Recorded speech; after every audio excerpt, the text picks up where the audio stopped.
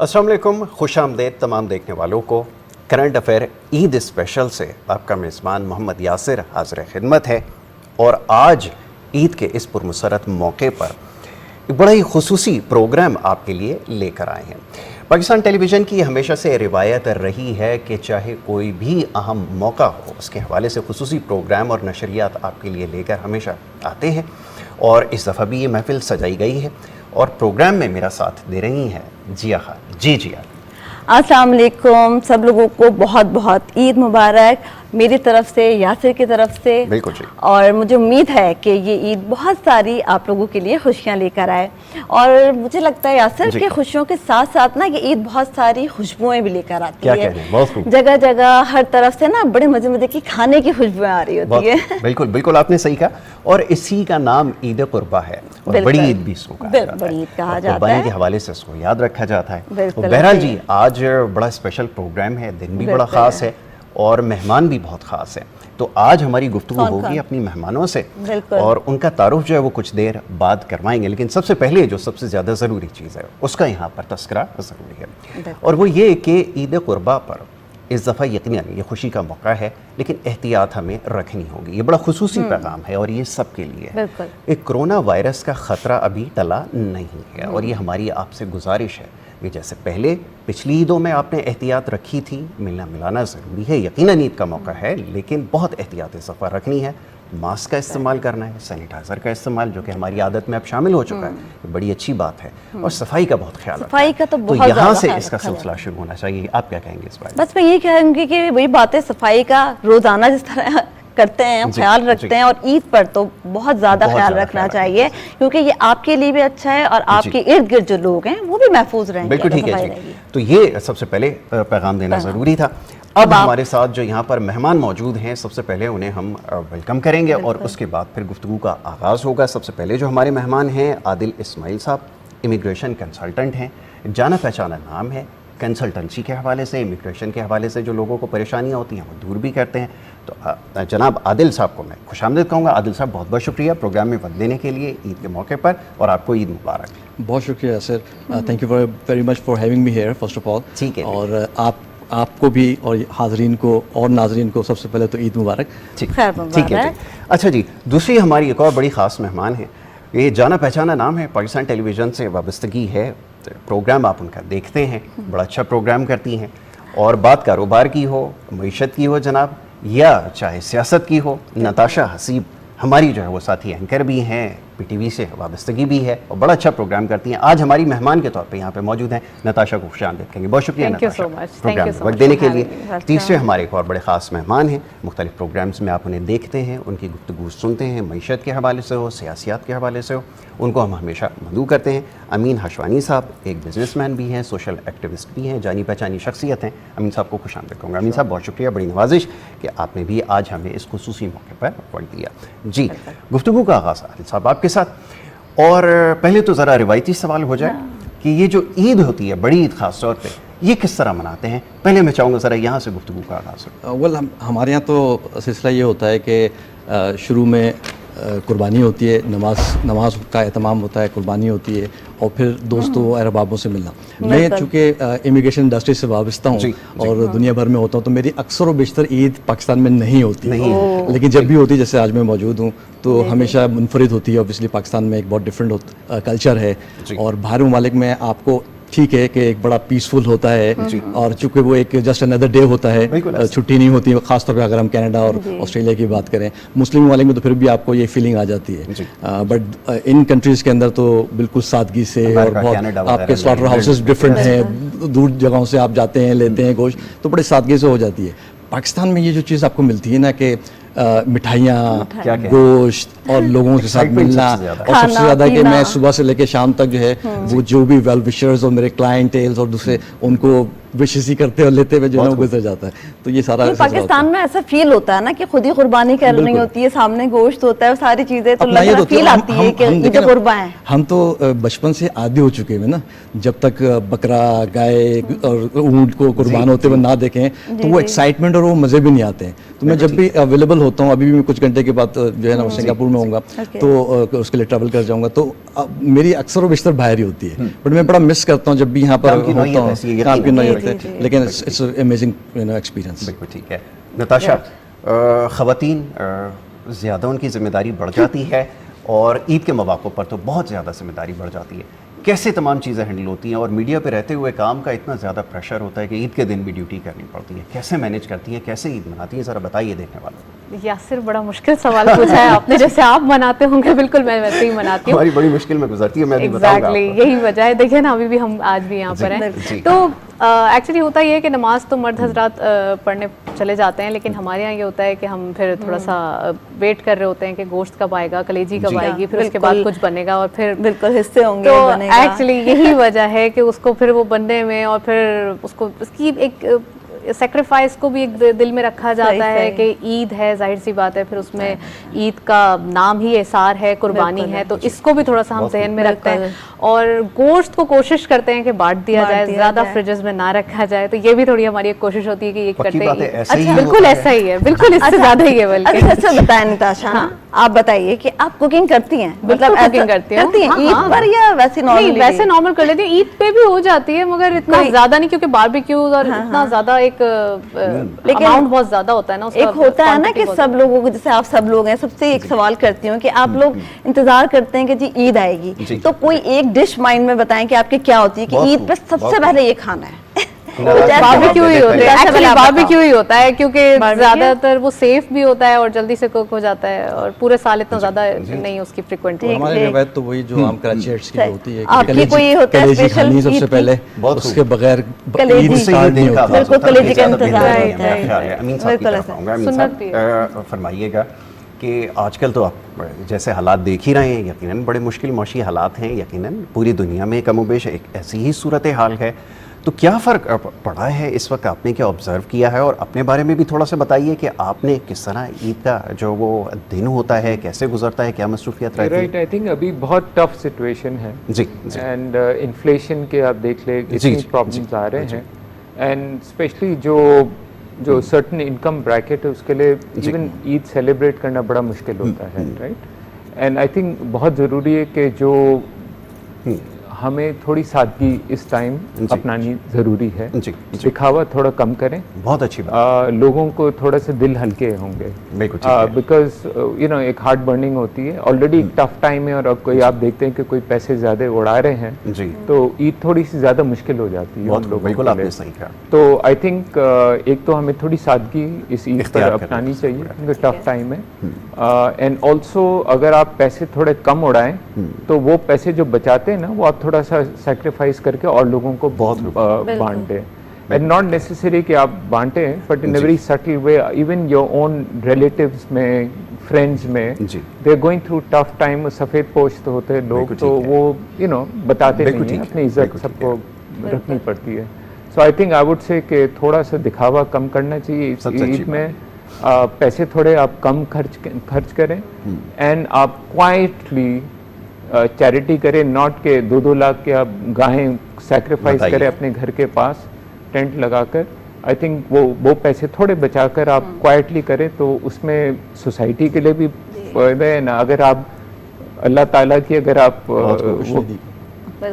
You know you do it for God, so I think इस किस्म की sacrifice is far more significant for this. क्या अच्छी बात है, और मैं ये समझता हूँ जी कि इससे अच्छा पैगाम जो है वो हो नहीं सकता। बिल्कुल, और कहने का मकसद ये है, हाँ वही ना, कहने का मकसद यही है कि जहाँ तक कोशिश हो आप बचा सकते हैं बचाएं, और दूसरों के जो बेचारे कुछ कर नहीं सकते या जिनकी वो किसी से मांग भी नहीं सकते, कुछ लोग ऐसे होते हैं जो मांगते भी नहीं, तो उनकी ज्यादा दो कॉन्सेप्ट है, एक है सैक्रिफाइस एंड एक है शेयरिंग, राइट। सो आप सैक्रिफाइस जरूरी नहीं है कि यू नो आप करके, that is symbolically also we know that, लेकिन sacrificing your own, let's say you know flamboyant lifestyle for Eid will be a very good sacrifice, and sharing again is के आप you know helping out others more, Pakistan, let me tell you, is a very बहुत खुले दिल है। Globally अगर देखें, we are very philanthropic country. I think charity level इस ईद पर, because of the difficult situation, आप थोड़ा सा ज़्यादा करें जो ऑलरेडी आप करते हैं। बिल्कुल ठीक है, उससे थोड़ा सा ज़्यादा करने की ज़रूरत है। और कुर्बानी का जो मसरफ़ है, जो फ़लसफ़ा है, वो यही सिखाता है कि आप अपनी ख्वाहिशात को तर्क करना सीखें, उन आदात को तर्क करें जो आपकी मजबूरी बन गई है। और ये जो नमूद नुमाइश का जो एक अंसर है, जिसका भी अमीन साहब ने तस्करा किया, ये बहुत ज़रूरी है। इससे खुदा आप हमें समझने की ज़रूरत है। ये जो मौशी मुश्किलात है, ये पूरी दुनिया में यकसा हैं। इस वक्त पूरी दुनिया का मुबेश इसी मसाइल का शिकार है। कुर्बानी को कुर्बानी की बुनियादों पर ही होना चाहिए। और कुर्बानी को अगर हम जो है ना वो मुख्तलिफ शुगल में और चीज़ों में जो है ना वो ज़ाया कर देंगे, तो इसलिए हम उसका जो है ना वो प्रॉपर्ली जो है ना वो नहीं ले पा रहे। अच्छा आदिल साहब, अब ये फरमाइए ना कि बाहर जब हम रहते हैं, जैसे आपने कहा कि बड़ा मसरूफ़ दिन गुजरता है, और क्योंकि जब इस्लामी ममालिक नहीं होते वहाँ तो इतना ईद का इल्म नहीं होता, लेकिन पाकिस्तान में ख़ास बात यह है कि जो 10 दिन होते हैं कुर्बानी से पहले के, ये बड़े हैपनिंग होते हैं। और ख़ास तौर पे हमने देखा है कि कुछ लोग ख़ास तौर पे बाहर से पाकिस्तान वापस आते हैं सिर्फ बड़ी ईद मनाने के लिए, क्योंकि जो 10 दिन एक्साइटमेंट रहती है, जानवरों को ख़रीदना, फिर उनको लेके निकलना, ये शौक रखते हैं लोग। तो फरमाइए, आपको क्या इस तरह का कोई शौक है? मुझे तो बेसिकली तो खुद नहीं है कि मैं ज़्यादा ट्रैवलिंग करता हूँ, लेकिन बचपन में ऑब्वियसली रहा है। और जब हमारे बच्चे हुए तो उनको भी ये रहा कि उनको लेके जाना, गाय और इन सब चीज़ों की जो आप ख़रीदारी करते हैं, तो एक्साइटमेंट तो रहती है। और ये मिस भी करते हैं लाइफ के, डेफिनेटली अब डिफरेंट जो है ना फेज़ के अंदर अब दाखिल हो चुके हुए हैं, तो एक्साइट तो सच नहीं। हाँ, ईद की एक्साइटमेंट अपनी जगह पर ज़रूर है कि आप जो है जो दोस्त अहबाब हैं या रिश्तेदार हैं, तो आप जब आप कंट्री से वापस आते हैं तो वो बहुत ज़्यादा एक्साइटेड होते हैं, तो इंतजार कर रहे होते हैं कि आप आएंगे, आपके साथ सेलिब्रेट करेंगे। और इसी तरह नताशा, एक बात बताओ कि कभी तुम मंडी गई हो? खुद तुमने देखा है कि भाई होता है ना कि मैंने देखा है, मैं एक बार गई मैं एक बार रिकॉर्डिंग के लिए गई थी, तो मैंने देखा कि फैमिलीज आती है, मतलब पूरी पूरी फैमिलीज आई हुई होती हैं, बच्चे बड़े सब। और क्यों, वो लेना हो या ना लेना हो, लेकिन वो बच्चों को जानवर दिखाने आते हैं कि उनको पता चले ना।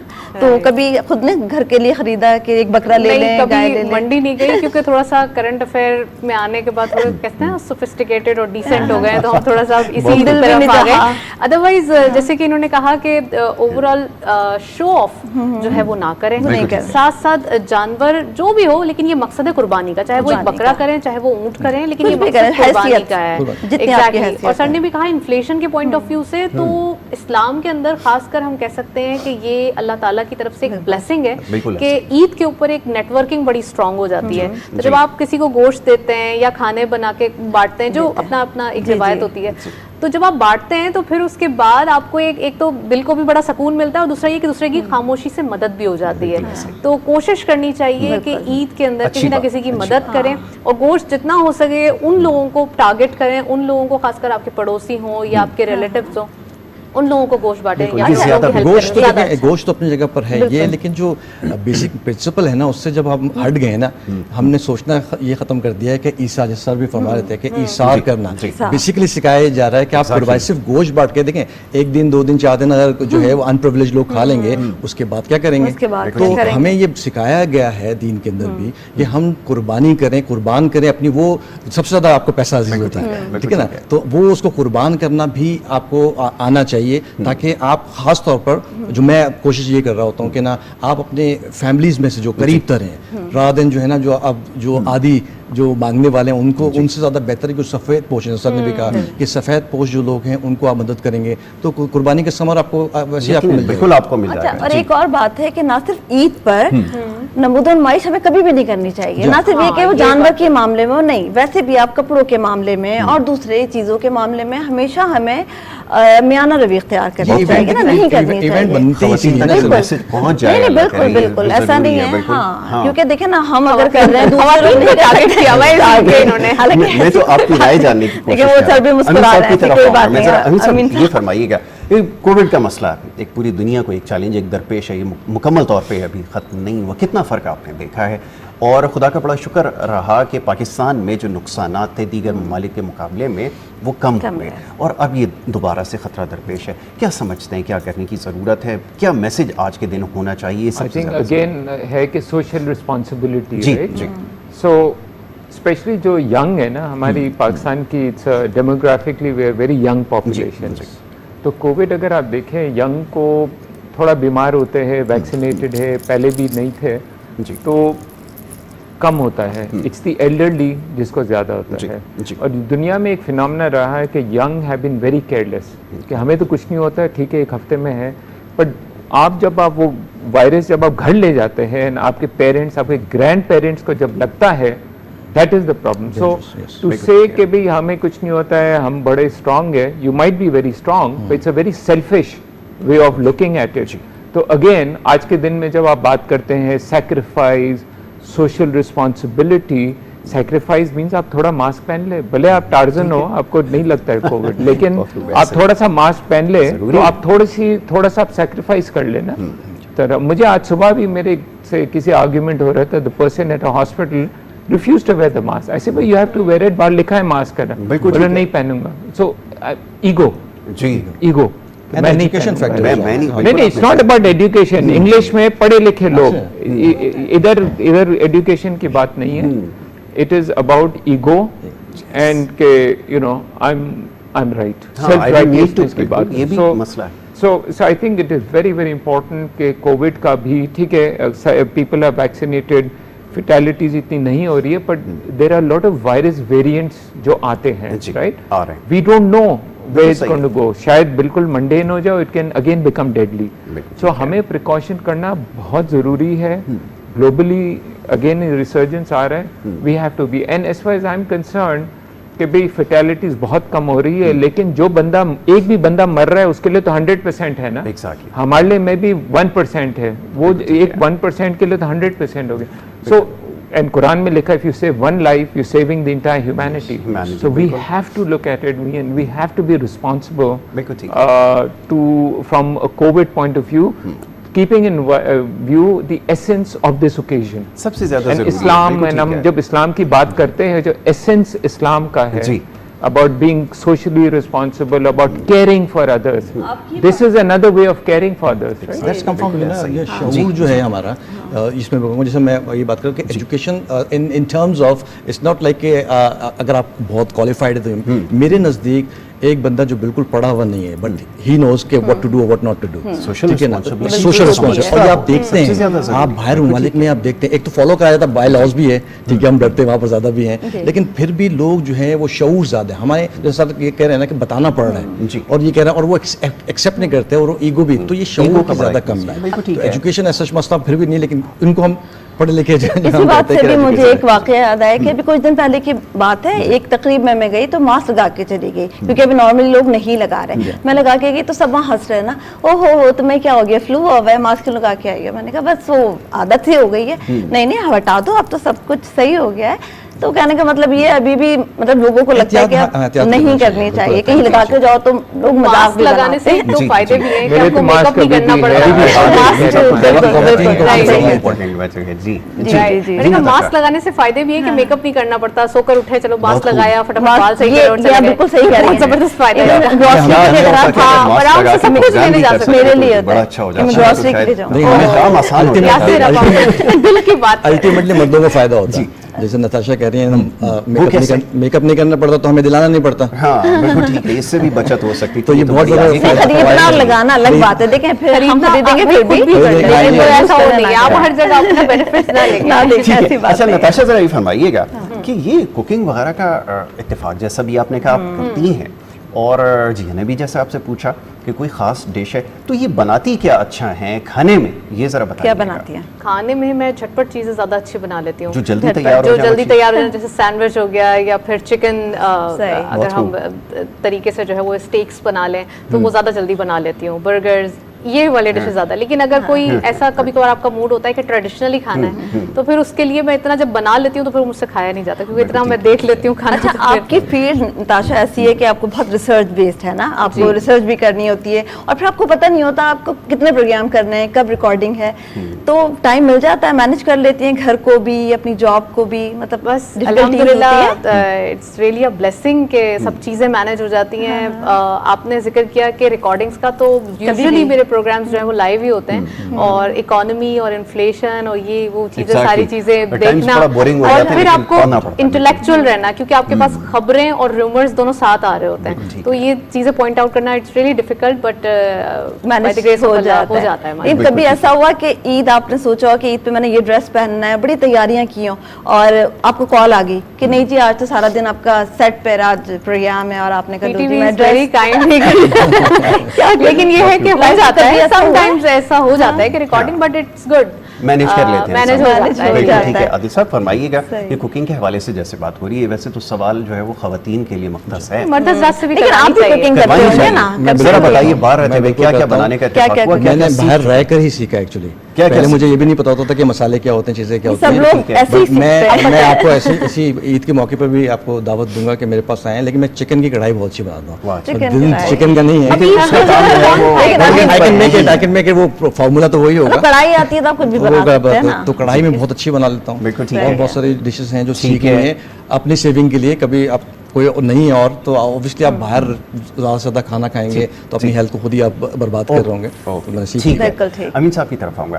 अमीन साहब, ये जो इस वक्त ग्लोबल क्राइसिस जिसको कहा जाए, इन्फ्लेशन की वजह से बड़े ममालिक के अंदर भी हमने देखा है कि इकॉनमीज़ जो है वो बहुत ज़्यादा स्ट्रगल करती हुई नज़र आ रही है। इस फेज से कैसे निकला जाए? हमारे यहाँ जो एक चीज़ सबसे ज़्यादा लैग बिहाइंड कर रही है वो है कंसिस्टेंट पॉलिसीज़, जिसके ऊपर काफ़ी बात हो चुकी है। क्या समझते हैं कि अब एक शॉर्ट टर्म के अंदर कैसे कोई प्लान इंट्रोड्यूस करवाया जाए जिसकी वजह से हम इस सिचुएशन से इस वक्त निकल आएँ, लेकिन आगे चल के जब हमारे पास एक कंप्लीट एक सेटअप होगा पॉलिटिकल, एक हमारे पास एक पॉलिसी होगी, फिर हम उसको कंसिस्टेंटली आगे लेके जाएं, ये मुमकिन कैसे होगा? अभी शॉर्ट टर्म में जो चैलेंजेस हैं उसको कैसे? देखिए, first of all short term solution है ही नहीं, नहीं ये हो लॉन्ग टर्म सकता। प्रॉब्लम है। जो आज जो आपको प्रॉब्लम फेस जी, कर रहे हैं, ये जी। 50 साल से ये ग्रू होके इंक्रीज होते गए। Yes.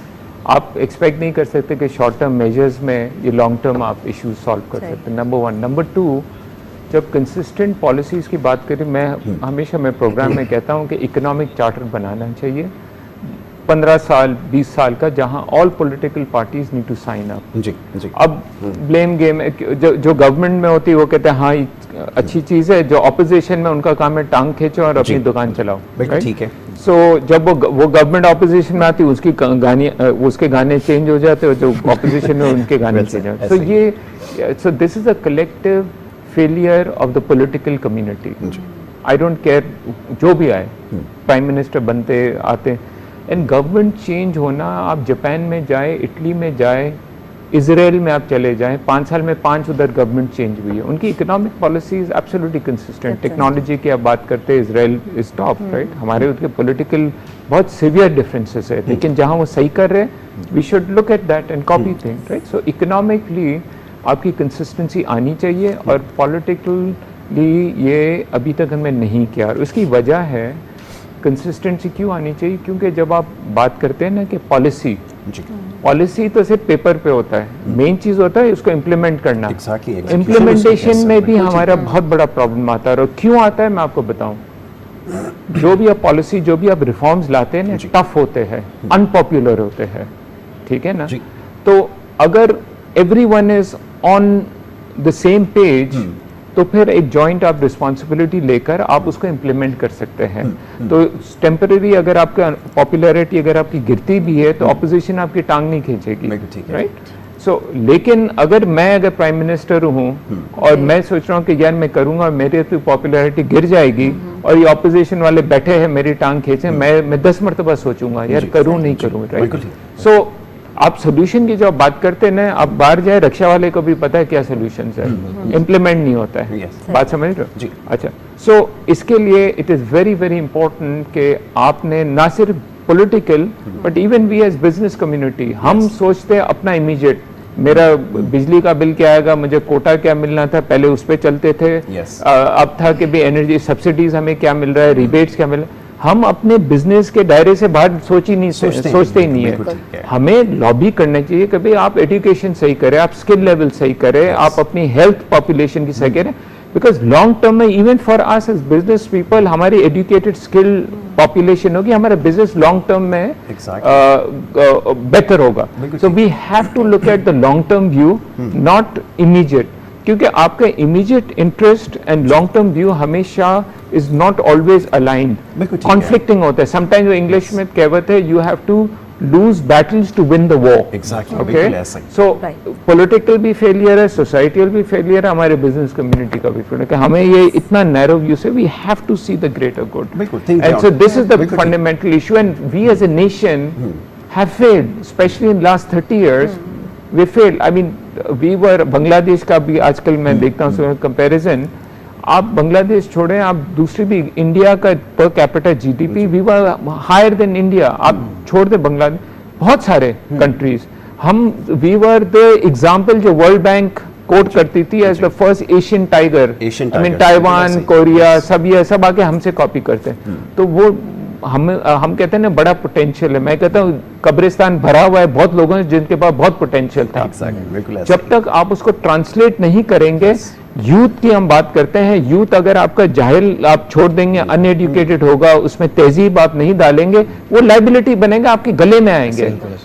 लेकिन उसको अगर आप सही तहजीब दें, एथिक्स सही सिखाए, सोशल स्किल्स सही सिखाए, जो हमारा इस्लाम सिखाता है, हमारी ट्रेडिशन सिखाती है, तो हमें कोई नई कोई फॉर्मूला नहीं लाना है। हमें हमारी जो तहजीब है बाबा वही आप सिखा लो। एंड नॉट एंड प्रॉब्लम ये है कि सेरेमनी में सब माहिर है, पीएचडी है। ऐसा ही जब हम ईद की भी बात करते हैं, क्लीनलीनेस की आपने बात की, हमारे तो ट्रेडिशन कहता है बाबा क्लीनलीनेस इज निस्फ ईमान, राइट? तो आप वही आप इम्प्लीमेंट कर लें तो ये जो नहीं एडमिनिस्ट्रेशन को डंडे नहीं मारने पड़ेंगे कि भाई आप ये जब आप सैक्रिफाइस करते हैं, रोडों पे आप गंद बला करते हैं।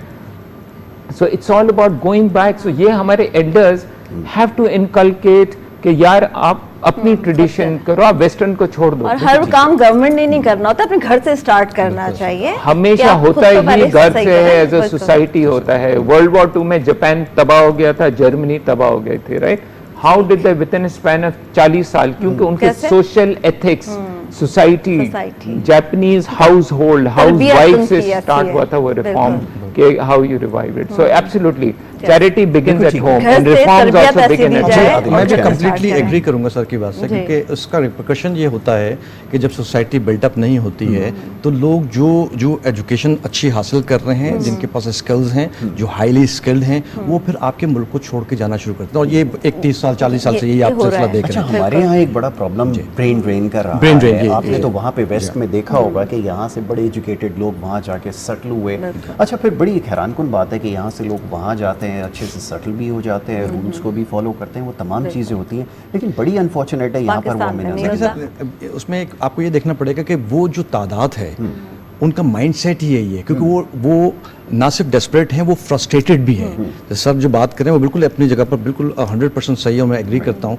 कि यहाँ जो मसाइल हैं, आप देखें आपने डेवलप नहीं किया अपना सिस्टम, ना आपके पास फ्री मेडिकल है उस स्टैंडर्ड पे, ना आपके पास फ्री एजुकेशन है जो उस स्टैंडर्ड पे, ना आपको अनएम्प्लॉयमेंट आपको मिलता है। कनाडा में आप चले जाएँ, आपको तकरीबन $600-650 जो है वो अनएम्प्लॉयमेंट के लिए मिल जाते हैं। हमारा असल में फ़र्क बहुत है, एक तो बहुत हाईली तो सोसाइटी का जो अट्रैक्शन है वो अचीव करना चाहिए। देखें आपको हमें नजर नहीं, हम सिर्फ टॉक शोज में ये वैसे बात कर सकते हैं, उसके ऊपर एनालाइज कर सकते हैं काम कितना हो रहा है। काम तो बिल्कुल भी नहीं हो रहा उसके ऊपर।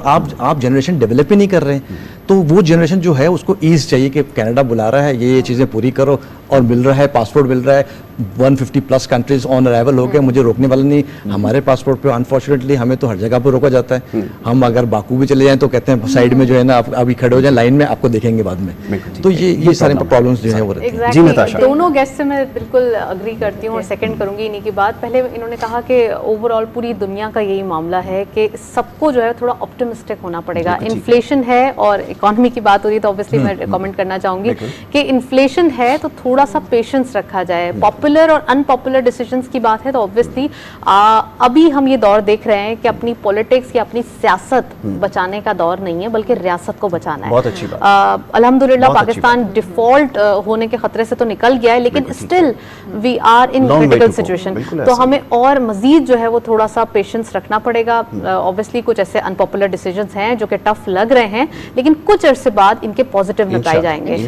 और दूसरी बात, इन्होंने ओवरऑल कंट्रीज की बात की तो यकीनन हम जब दूसरे कंट्री जाते हैं तो वहाँ पे हम बिल्कुल उनके रूल्स और रेगुलेशन प्रॉपर्ली फॉलो करते ये कैसे हैं, लेकिन यहाँ पर नहीं करते, तो ये एक वाकई सवाल है। तो एजुकेट करने की जरूरत है। एजुकेट तो है ही, देखिए एजुकेशन यहाँ हमारे पास जो हमारे भाई हैं, अगर वो नीचे से भी आप लेके चलें, टैक्सी ड्राइवर्स हैं जिससे वो जो वहाँ जाते हैं बहुत सीधी लाइन में गाड़ी चलाते हैं, क्यों यहाँ नहीं है? देखिए We are all social animals. हमारा बिहेवियर हमेशा होगा depending on the environment. right. ये इधर से According mini bus to- driver Dubai जाके टैक्सी जी, चलाता है, चलाते हैं। Same person same skill set सब कुछ, लेकिन अगर उनको पता है कि आपको एक सर्टेन एनवायरनमेंट में करना है, रूल्स रेगुलेशन फॉलो करना है, 1 सेकंड में वो कर देंगे। हम एयरपोर्ट पे जब लैंड करते बाहर दुबई में या अमेरिका में सब लाइन में खड़े होते, यहाँ आते सब मैं इसमें add बिकॉज करूंगा। एनवायरनमेंट ये रूल्स एंड रेगुलेशंस की एक एक्सपेक्टेशन है। जी। वो ये कि जब आप माहौल आप सही करते हैं, वी आर सोशल एनिमल्स, हमारे बिहेवियर हमेशा ये होगा। वो हमें नजर आता है हमारे हाँ, तो capital इसके के लिए अंदर जब भी आपने है, कहा ना exactly. सोसाइटी, जी। एक सोसाइटियल चेंज आएगा, बिहेवियर ऑटोमेटिकली चेंज होगा। लाइक चेक एंड बैलेंस बहुत जरूरी है, जैसे उसमें सबसे इस्लामाबाद ज्यादा में भी जो- कैमरास कौन हैं, करेगा लोग check and नहीं जो मैं सब जो चीजें सब फॉलो करता हूं, करते हैं वो ये समझता हूँ कि ना, देखिए Authorities, अथॉरिटीज की बाय लॉज जो है वो चीज़ें होती है ना, कि ये जो हम बात कर रहे हैं कि यही जो शख्स है तो यहाँ पर बहुत ज़्यादा मार्क्स नहीं पहनता, फॉलो नहीं करता, दुबई में चले जाए, नहीं, UK सेंस में ऑफ चले जाए। रिस्पांसिबिलिटी भी प्रिवेल करनी चाहिए नहीं, ना, ये तो। वो खुद तो फील इसलिए भी करता है, लेकिन आपको Sense पता of है डंडा होना डंडा बाय लॉज है ना, आप लॉज को आपको पता है कि मैं डिपोर्ट हो जाऊंगा, आपको पता है कि मैं जेल हो जाएगी, आपको पता है कि मुझे रिश्वत नहीं चलेगी मेरी, तो इस वजह से आपको जो है वो इस डर की वजह से, तो ये जितने भी आपकी फर्स्ट वर्ल्ड कंट्री के या जो अच्छे पीसफुल कंट्रीज हैं जहाँ लाइफस्टाइल अच्छा है, वहाँ फॉलो इसलिए क्योंकि करवाया जाता है। अगर ये हमें समझने की ज़रूरत है, ये जैसे आपने कहा लाइफस्टाइल अच्छा, तो वो अच्छा क्या चीज़ उसको अच्छा बना रही है, उसके बारे में सोचने की ज़रूरत है। मेरे ख्याल में इसमें मीडिया पे भी बड़ी भारी जिम्मेदारी आयद होती है कि वो इस चीज़ को लोगों तक पहुँचाए। एक बड़ा स्ट्रॉन्ग मीडियम है सोशल मीडिया, देन बहुत स्ट्रॉन्ग मीडियम है, इसके ज़रिए लोगों तक पहुँचाना होगा, यही इस वक्त शॉर्ट टर्म में हो सकता है। अमीर साहब कुछ कहना चाह रहे हैं? लेकिन आई फील, देखिए ये पाकिस्तान में जो है VIP कल्चर, जी, ठीक है, VIP कल्चर का इसका real actually is called rule of law. अगर आपके पॉपुलेशन को पता है कि रूल ऑफ लॉ है, and from the prime minister to ministers to businessman, everyone comes under the rule of law, जी, तो फिर एवरीवन विल फील फेयर है। जी, जी। सब लाइन में खड़े होते हैं, वो फेयर है। न- नताशा से जरा पूछिए, यूथ नताशा, के हवाले जी, से मैं जी, बात करना चाहूंगी। एक्चुअली यूथ को एजुकेट करने की जरूरत है और उनको स्किल्स देने की जरूरत है। They are just wasting their time कि वो अपनी मीम्स बनाते हैं और फॉरवर्ड कर रहे हैं। स्टिल उनके पास बहुत ज़्यादा मार्जिन है, वो मीम्स बनाने के बजाय सोशल मीडिया के थ्रू या फिर IT के थ्रू सॉफ्टवेयर डेवलपिंग और डिफरेंट 3 मंथ्स के डिप्लोमास के जरिए जो है वो अपना कोई स्किल्स स्टार्ट करके ठीक है। एम्प्लॉयमेंट स्टार्ट अच्छा, कर सकते नताशा, हैं। चलिए एक ऑन अ लाइटर नोट, एक और। आज वैसे क्योंकि ईद का मौका है ना, तो लोगों को ज़रा होप भी देनी चाहिए। बड़ा हम देखते हैं मायूसी जो है वो 400 फैल चुकी है, लोग बड़ा नाउमीद हो गए। हम तो बहरहाल क्योंकि इन चीज़ों को समझ रहे हैं, कोशिश करते हैं इसको समझने की, तो हमें लगता है बहुत जल्द इंशाल्लाह बेहतरी आएगी। आपकी इस हवाले से क्या राय है? आप इकोनॉमी को भी देख रही हैं, तमाम चीज़ें फैक्ट्स एंड फिगर एक्चुअली आपके पास है। ये मैं ज़रा अक्सर फरमाइए अपने ना। प्रोग्राम्स में भी बताती जी, हूँ और मेरी जी। कोशिश ये होती है कि लोगों का जो एक पैनिक या chaos फैलाने हाँ, का बिल्कुल, हुआ है, chaos है। तो वो मैं चाहती हूँ कि ना करें, थोड़ा सा पॉजिटिव रहें। Positive। एटलीस्ट आपको थोड़ा सा ऑप्टिमिस्टिक इसलिए भी रहना है कि आपके आने वाली जो नस्ल है उनको भी जो है संभालना बहुत है। अच्छी बात। अब होता ये है नॉर्मली कि आप इतने पैनिक फैलाते हैं, आप प्राइवेट मीडिया, सॉरी टू से नहीं, दैट, बिल्कुल बट ऐसा ही है। ऐसा है कि वो रेटिंग्स के कहते हैं ना चक्कर कि में ना उसमें रेटिंग के क्रेविंग में सारी वो अपनी जो एक न्यूज़ है उसको रूमर्स बना के और बढ़ा चढ़ा के कुछ भी नहीं हो रहा होता फिर भी ऐसा करते हैं जैसे कि बस आफत आ क्या गई क्या है, headlines और उस होती आफत के चक्कर में हमारी जो स्टॉक मार्केट है या हमारी जो एक जी, इकोनॉमी जी। है वो क्रैश होने लगती है। बिल्कुल तो ये ऐसे थोड़ा सा कोशिश करनी चाहिए कि थोड़ा पेशेंस रखें और आने वाले दिन बिल्कुल बहुत अच्छे बहुत हैं। अच्छे इंशाल्लाह। अभी भी हम देख रहे हैं इंशाल्लाह, थोड़ा सा अगर बात करें कि ईद से पहले भी ऑयल प्राइसेस भी इंटरनेशनली गिर रहे हैं, तो इट मींस कि हमारे पास पाकिस्तान के अंदर भी खुशखबरी आने वाली इंशाल्लाह है। इंशाल्लाह बहुत जल्द जी हम देखेंगे ज़रूर प्राइसेस के अंदर डिक्लाइन। आमीन साहब, आई थिंक ऑयल प्राइसेस ने $100 पे भी आई, it's still a hell of a lot and we can't afford it. तो ये अभी भी $100 से नीचे हो गए। सर नीचे हो गए ना, 95, एक साइकोलॉजिकल 95, बैरियर होता है ना, 94, उसको जो है वो we वापस still can't afford जी, that. I क्रॉस think किया as far as optimism is concerned, मैं हमेशा जब भी मैं यूथ को कहता हूँ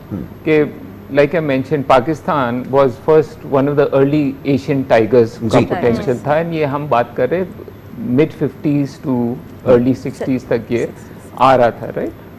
तो वो तो चले एशियन टाइगर बनते हैं, ठीक है ना, कंट्रीज बनते हैं, But what was most significant is 1947 में we had zero. ना तो हमारे पास फैक्ट्रीज थी, ना हमारे पास फाइनेंस थे, ना हमारे पास कोई इंफ्रास्ट्रक्चर था, ना हमारे पास एजुकेशन थी। Yet 15 साल में from being below zero, we were becoming the first Asian tiger in Asia as an example where other countries. What was, तो मैं हमेशा ये जो नया पाकिस्तान का जो टंटना चल रहा था, मैं कहता हूँ पुराना पाकिस्तान हमें चाहिए कि क्योंकि उस वक्त आप देखें तो कोई भी कोई शिया सुन्नी पंजाबी महाजिर का हम डिवाइडेड नहीं थे। नंबर 1। नंबर 2, आपका एथिक्स जो हम बात करते हैं इस्लाम की एथिक्स, चोरी चकारी, वर्क एथिक्स जो आप टाइम देंगे आप करेंगे, जो आप काम करें फैक्ट्री वर्कर है वो जो उसका टाइम है वो नहीं कि डंडी मार के जा रहा है, राइट। वर्क एथिक्स के डंडे से नहीं हो रहा था, वर्क एथिक्स। तो ये सारी ये इंग्रेडिएंट्स है सोसाइटी की। पॉलिटिशियंस भी सच बोलते थे, राइट। बिजनेसमैन भी चोरी चकारी, ब्यूरोक्रेट्स भी रिश्वतें नहीं लेते थे, राइट। सो ये जब तक ये वर्क एथिक्स था आप एशियन टाइप। तो ऑप्टिमिज्म का ये मैसेज है कि अगर ये चीज़ें हम ठीक करते हैं, आज तो हमारे पास इंडस्ट्रीज भी है, फाइनेंसेस भी है, फाइनेंशियल सिस्टम भी है, इंफ्रास्ट्रक्चर भी है, सब कुछ है, राइट। यूथ भी है। अगर ये चीज़ अगर आप सही कर दें तो हम जैसा वो एशियन टाइगर बन रहे थे, in the next 10 to 15 years हम दोबारा बन सकते हैं। हमारे पास पोटेंशियल है, लेकिन अगर ये चीज़ें आप सही नहीं करेंगे, forget about it। ये और वो इंशाल्लाह ब्लैंक एक्चुअली सर ने कहा, मैं इस पे बात अगेन करना चाहूंगी कि इन्होंने कहा जिनके पास पोटेंशियल था वो कब्रों में पहुंच गए। तो let the past in the past, अब हमें आगे बढ़ना है। अब हमें नहीं सोचना चाहिए क्या था क्या नहीं था, अब हमें गलतियों से सीखना है और आगे बढ़ना है। हम ये नहीं कह सकते कि हमने कोई बहुत जो है वो गवा दिया चीजें। अब आने वाले दिन जो है वो अच्छे होंगे। बड़ी कौमों के अंदर हाइज एंड लोज आते हैं। जाहिर है कि वो एक एवोल्यूशन का एक प्रोसेस था, वो आहिस्ता आहिस्ता चीजें ठीक हो रही है। जैसे मीडिया की जब बात हो रही थी कुछ देर पहले, चीजें बेहतरी की तरफ जाएंगी इंशाल्लाह। गलतियों से सीखते आए हैं। जी तो ओवरऑल यूथ के हवाले से अगेन सर ने ये भी कहा, तो एजुकेट करने की जरूरत है। फैमिली वैल्यूज को भी जरा थोड़ा संभालना पड़ेगा। पहले हम देखते थे कि बच्चे खड़े हो जाते थे अदब में, कोई बड़ा आता है, अब मोबाइल और हेडफोन्स और यही चल रहा है, एयरपोर्ट्स लगाए हुए, और उनको पास टाइम भी नहीं है कि वो देखें वो आप आ गए। लेकिन I think we as parents we are the role models for our children. अगर मैं भी सिगरेट पीऊंगा और मैं कहूंगा अपने बच्चों के भी आप सिगरेट नहीं पिए तो क्या होगा? तो जब आप कहते हैं ना कि बच्चों में ये अदब नहीं रहा ये वे, तो क्योंकि पेरेंट्स में इतना मटेरियलिज्म आ गया है, right? तो फिर बच्चे क्यों why should we blame the thing? School में देखे मदर्स भी के डंडे मारे कि फर्स्ट आओ कंपटीशन में, फर्स्ट आओ, तो इतना एक प्रेशर आ गया है कि we have to win at all cost. ये कल्चर तो भाई माँ सिखाए कि भाई कोई बात नहीं, आप नंबर 2 आ जाए, नंबर 3 आ जाए, लेकिन आपने एग्जाम में चीटिंग नहीं करनी है। अगर आपके स्पोर्ट्स है उसमें you try your best and then leave it to God. आप फर्स्ट है या लास्ट है, इट डजंट मैटर। लेकिन ये कि विनिंग इसमें बच्चे इतने प्रेशर में आ जाते हैं, वो डंडियां मारने शुरू हो जाएंगे एग्जाम में भी, राइट। चीटिंग चल रही है। यही होता है ना, जब आप बिजनेस के अंदर भी आप देखें, बिजनेस कम्युनिटी के बैठे हुए जॉइंट हमारे पास, तो आप खुद देखेंगे कि बिजनेस के अंदर जितने भी कोई भी शोबा हो, जो सबसे ज़्यादा तकलीफ दे मुझे भी लगती है खासतौर पर, वो ये होती है कि कारोबार होता ही झूठ पर है। और हमारा ईमान बन चुका हुआ है कि हम झूठ के ऊपर काम करेंगे, और ये ईमान ख़त्म हो चुका हुआ है, मतलब ना कहते हुए भी कि राज़िक अल्लाह ताला है। ठीक है, जब हम इस बुनियाद के ऊपर अगर हम काम करना शुरू करेंगे ना, तो आपको ये स्कैमर्स और स्कैम्स करने वाले लोग कभी नजर नहीं आएंगे। ऑनेस्टी जरूरी है। सबसे हम झूठ को तो बिल्कुल ही कुछ भी नहीं समझते ना। करप्शन क्या है एक्चुअली? जो मेन जो है उसकी जड़ है वो झूठ है, डिसऑनेस्टी। ये अगर चीज अगर कर लें तो आपका माशा ऑटोमेटिकली अपलिफ्ट हो जाएगा। जी नताशा, इसमें राइट, डिसऑनेस्टी तो मैं नहीं कहूंगी, लेकिन ये है कि हमें एज अ नेशन हमारी जिम्मेदारी होनी चाहिए कि थोड़ा सा हम अपने आप को या अपनी नस्ल के ऊपर अपने लिए काम करना शुरू करें। लाइक अगर ओवरऑल देखा जाए तो बिजनेसेस है, छोटे छोटे बिजनेस स्टार्ट किए जाएं, और डिसऑनेस्टी ऑब्वियसली नहीं होनी चाहिए, ऑनेस्टी के साथ ही जो है वो होना चाहिए। वो हम एज अ पेरेंट हों या जो भी लीडर्स हैं जो काम करने वाले, वो लीड फ्रॉम द फ्रंट करेंगे तो बताएंगे ना। हमारे ये बात आप सियासत में देख लें, आप स्कूल्स में देख लें, आप कॉलेजेस में देख लें, आप हर इदारे में देख लें, झूठ की बगैर चीज़ सेल नहीं होती। मुझे बड़ी अजीब सी ये फीलिंग आती है कि आप एक चीज़ बेचने जा रहे हैं और आप उसको नॉर्मल तरीके से भी बेच सकते हैं, आप उसको एग्जैजरेट करके। ऑनलाइन बिजनेस में मैंने देखा है कि बहुत ज़्यादा इस तरह के फ्रॉड्स होने लगे हैं, लेकिन अब उसका तरीका ये हो गया है कि उन्होंने खुद ही तरीका निकाल दिया कि आप चेक कर लें फिर ले लें। घर पे बहुत सारे लोग हैं जो कि ऑनलाइन बिजनेस पे काम कर रहे हैं, घर पे खवातीन बहुत आ गई हैं। जी। दाशा, आपने भी देखा होगा ऑनलाइन कुछ मंगाया? एग्जैक्टली, कॉमर्स पर बहुत रिसर्च की है और डिफरेंट मैंने प्रोग्राम्स भी किए और इस चीज को हमने बहुत हाईलाइट किया है कि ऑनलाइन एक्चुअली शॉपिंग में ये होता है कि आप ऑर्डर कुछ कर रहे हैं और डिलीवर कुछ और होता है, तो उसको आपको थोड़ा सा आइडेंटिफाई करने के लिए आप ब्रांड्स और अच्छे जो लोग होते हैं उनसे आप लें। तो फिर मैं ये नहीं कहूँगी कि सिर्फ ब्रांड जगह आते हैं, ये मैं बता हर जगह, मैंने कहा ना, हर नहीं, पूरी हाँ, दुनिया में first ऐसा experience होता है। नहीं, लेकिन सबको शिकायत है। निताशा की अभी- एक बात अभी- है। When we are talking about कि हम माशरे को क्या चीज दें या बताएं yes, अपने yes. अपने चैनल्स के थ्रू कि हम किन चीजों पे कहें, ये बेसिक्स हैं जी। ये बताने की भी जरूरत होनी नहीं चाहिए एक्चुअली। बिल्कुल। These are the basics. आप जब लाइफ में ये बताएंगे तो हमें कभी भी ये प्रॉब्लम नहीं होगी कि किस तरीके से आपको लोगों के साथ इंटरेक्ट करना है, क्या बात करनी है, सच कैसे बोलना बिल्कुल ठीक है, है। तो फिर आप अपने ही जो है ना कौमों में भी गौस पैदा करेंगे। क्योंकि जब लोग सच बोलते हैं तो ये सारी चीजें हैं। बिल्कुल ठीक है जी। अमीन साहब कुछ कहना चाह रहे थे, ऑनलाइन का जब तस्वीर आया तो मैं चेहरे पे एक मुस्कुराहट आई थिंक मिली। I just want to touch on one point के इन्होंने पहले के इस्लाम का अगेन एक सेरेमनी साइड है, एक है आपकी एसेंस है Yes. Of the faith, right. Ceremony क्यों होती है? क्यों होती है कि एक सर्टन बिहेवियर, एक सर्टन जो एसेंस होता है, जी। जो बेसिक होता है वो। तो आई फील कि हमें सेरेमनीज बहुत अच्छी बात है, पाकिस्तान में हम बहुत करते हैं, बहुत ठीक अच्छी है। लेकिन उसको आपने ट्रांसलेट करना है एसेंस में भी, Yes. राइट। Yes. और ये जो एक तासुब है कि भाई हमने नमाज पढ़ ली, रोजे रख दिया एंड बस Finish. clear हो गया, एंड देन हम, Responsibility. तो आई थिंक ये ब्रिज जो है जी। ये as a society from media to parents, ये बच्चों में डालना जरूरी है कि सेरेमनीज करें, बहुत जरूरी है, लेकिन एसेंस भी आप करें और वो आपने you have to lead by your own example. Like I said, मैं सिगरेट पीऊंगा, I can not expect my children not to. Exactly. So I think ये हाउस होल्ड यूनिट से स्टार्ट होता है Start एंड देन होता it है। Goes to the greater बिल्कुल society. ऐसे ही। सोशल मीडिया की जो बात आई, ईद का टाइम है, छुट्टियां आ रही है, so I think it's also about spending quality time. अब सब लोग अपने सोशल मीडिया पे लगे, सेल्फीज चल रही है बकरे की and everything.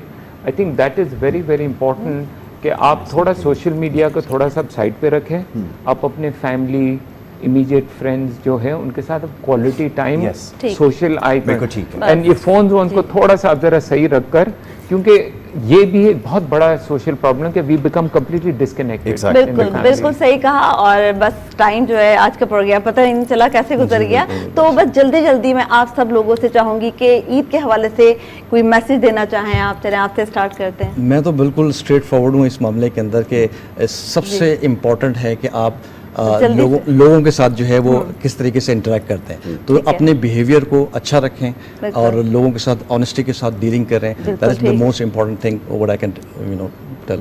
Okay Natasha, Right. आपका मैसेज? खुशियाँ बांटें और खुशियाँ बांटना ज़रूरी है, और ज़रूरी है। किसी को आप कह सकते हैं ना कि 1 मिनट के लिए भी खुशी दे दें तो वो बहुत इंपॉर्टेंट है। बहुत खुशियाँ अच्छा। बांटें। बिल्कुल ठीक है सर, आपके हाँ मैसेज नहीं, आई थिंक हम वी कॉल आवरसेल्व्स मुस्लिम, पाकिस्तान, इस्लाम, तो जो भी मैसेजेस है हमारे इस्लाम के, एसेंसेस है, उसको बस आप फॉलो करें। और ये कोई रॉकेट साइंस नहीं है, बहुत सीधी चीज़ें हैं, बहुत सिंपल है। आप इसको इम्प्लीमेंट कर लें, आपकी इकोनॉमिक प्रॉब्लम्स जो भी आप सारे के सारे आपके हल हो जाएंगे। कोई मुश्किल काम नहीं है अगर आप इम्प्लीमेंट कर ले as individual and as a collective. बिल्कुल ठीक है सही जी। से। तो ये हमारे या फिर आपका मेहमानों का मैसेज? मेरा मैसेज मैं ईद के हवाले ज़रूर से। देना चाहूँगा ईद के हवाले से। बिल्कुल। और मैसेज सिर्फ इतना है कि ज़िम्मेदारी का मुजाहरा करें। इस वक्त सबसे ज़्यादा ज़रूरी जो चीज़ है वो ये कि हम सब ने एक ज़िम्मेदार शहरी, एक ज़िम्मेदार पाकिस्तानी होने का मुजाहरा देना है, करना है। बिल्कुल। अपने अमल से ये चीज़ साबित करनी है, जैसा भी दौरान गुफ्तगू ये बात सामने आई कि आपने खुद एक एग्जाम्पल सेट करनी है दूसरों के लिए। अपने इर्द गिर्द जितने भी आपके लोग मौजूद हैं उन सब के लिए आपने एक एग्जाम्पल सेट करनी है, और ये बेहतरीन मौका है। आप अगर कोई मिसाल कायम करेंगे तो आप देखेंगे बतदरीज आपको माशरे में बेहतरी की सूरत में वो नज़र आना शुरू हो जाएगा। जी बस मेरा भी मैसेज यही है कि स्टार्ट जो है अपने घर से करना चाहिए। सबसे पहले आप अपने घर पे जो आपके बच्चे हैं उनकी तरबियत करें, क्योंकि फिर वो रोल मॉडल होंगे, आगे जाएंगे लोग उनको देखेंगे और उनसे सीखेंगे। सबसे पहले तो कोशिश यही करना चाहिए। और सेकेंडली ये कि आप भी रिप्रेजेंट करते हो ना। अगर मैं कहीं आई हूँ, कोई मुझसे बात करेगा तो मैं अपनी फैमिली को रिप्रेजेंट कर रही होती हूँ। तो हमें ऐसा होना चाहिए कि लोग हमें याद रखें। हम आज हैं, कल नहीं हैं, लेकिन हाँ हमारी कुछ चीज़ें, हमारी आदत जो कि अच्छी होंगी तो वो याद रखें। तो अपने आप को अच्छा बनाएं और दूसरों के लिए भी कोशिश करें कि आप अच्छे रहें, और अपने लिए तो बहुत जरूरी अच्छी बात, बहुत है। अच्छा पैगाम जिया। आपका बहुत शुक्रिया कि आप प्रोग्राम में हमारे साथ रहे। मोअज़्ज़ज़ मेहमानों का बहुत शुक्रिया, आदिल बिल्कुल। इस्माइल साहब का, नताशा हसीब का बहुत शुक्रिया, मीना हशवानी साहब का, तीनों मोअज़्ज़ज़ मेहमानों का बहुत शुक्रिया कि आप आज इस बड़े ख़ास मौके पर हमारे साथ रहे। बड़ी अच्छी गुफ्तगू रही और बहुत सारी बातें हमने की और बहुत सारी बातें ऐसी हैं जो इंशाल्लाह आगे ज़रूर मौका मिलेगा तो ज़रूर आपके साथ किसी न किसी फोरम पे शेयर करेंगे। तो यहाँ पर आपसे इजाज़त लेनी होगी। अपना बहुत ख्याल रखिएगा। इस ईद पे सबके साथ ईद मनाइए, इख्तिलाफात को भूल जाइए, बिल्कुल भूल इससे जाइए। बेहतरीन मौका नहीं हो नहीं सकता। इसी बात के मिलेगा। साथ इजाज़त। मोहम्मद यासिर, जिया खान को और हमारी पूरी टीम को दीजिए इजाज़त। अल्लाह हाफ़िज़। अल्लाह हाफ़िज़।